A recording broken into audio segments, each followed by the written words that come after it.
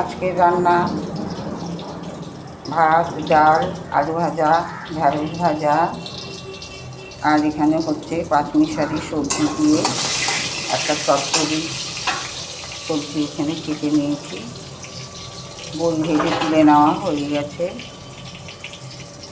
তেলেতে দিয়েছি বেগুনটা একটু ভাজা ভাজা হলে তারপরে আর বাদবাকি সবজিটা দেব। আর মাছের মধ্যে হবে ট্যাংরা মাছ, ফুলকপি দিয়ে সর্ষে বাটা দিয়ে ঝাল। রান্না স্কিপ না করে সম্পূর্ণ রান্না দেখবেন, ভালো লাগলে লাইক কমেন্ট শেয়ার করে দেবেন। পাঁচমিশালি সবজি আমার রেডি। এবার আমি নামাবো, এরপরে করব ট্যাংরা মাছ।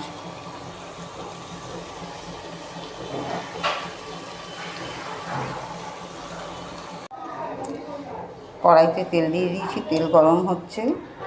এইদিকে ট্যাংরা মাছ আমার হলুদ, নুন, লঙ্কা গুঁড়ো আর একটু সামান্য কাঁচা তেল মাখিয়ে রেখেছি, কেন এই ডিমওয়ালা ট্যাংরা প্রচণ্ড তেলে দিলে ফাটে, যার জন্য এরমভাবে গুঁড়ো লঙ্কা আর হলুদ, নুন আর কাঁচা তেল মাখিয়ে রাখি।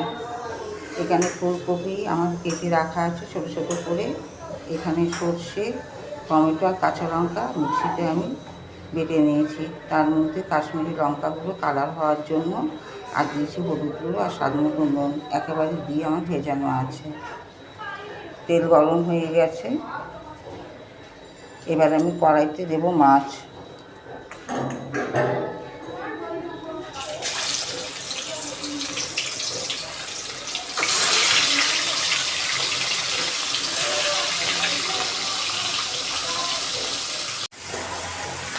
মাছ আমার লাল লাল করে ভেজে নেওয়া হয়ে গেছে, ভেজে নিয়েছি।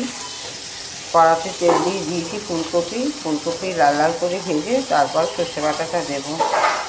আপনারা কারা এরমভাবে ট্যাংরা মাছের ঝাল করে খেয়েছেন জানাতে কিন্তু ভুলবেন না, একটু অবশ্যই জানাবেন।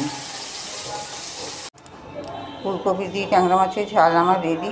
একেবারে গামাখা করিনি, একটু ঝোল ঝোল রেখেছি ভাত দিয়ে মেখে খাওয়ার জন্য। আজকের মতো রান্না আমার এখানেই শেষ। কালকে আবার আমি আসবো নতুন একটা রান্নার রেসিপি নিয়ে। আপনারা আমার সাথে আছেন, থাকবেন। ভালো লাগলে লাইক কমেন্ট শেয়ার করবেন।